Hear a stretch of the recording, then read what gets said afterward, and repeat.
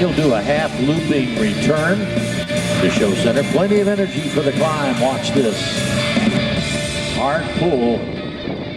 About 6 G's up over the top. Sets up for the twist-a-roo. That's a twisted tail slide. Bet you won't see any other jet do this. Here comes the twist-a-roo with Mr. Bob Carlton in the Super Salto.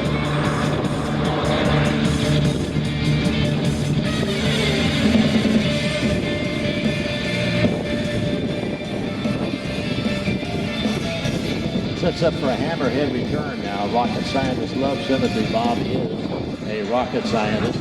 Watch him now up in the sky. He'll stand on that left rudder. Bring that airplane all the way pointed right back down the show center.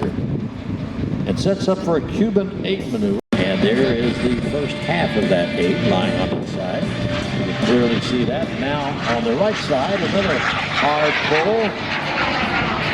And on the down line, he'll roll it back to the upright, and there is the Cuban 8 maneuver, named after a Cuban who performed it in international aerobatic competition. The judges didn't know what it was. They said it's just an 8 lying on its side, so being from Cuba, they named it the Cuban 8 maneuver. That was a 1,000-foot climb right there for that hammerhead maneuver.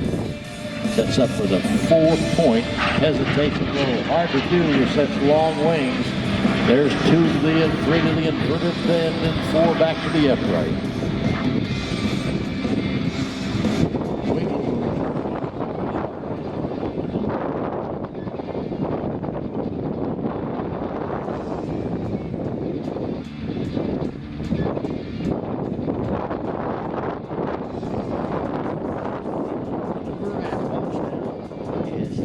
Back for the Predator Pass. This pass is dedicated to the men and women who fly our UAVs and engage the enemy while keeping our troops out of harm's way. Notice the similarity of the Super Salto's inverted V-tail to the Predator AV.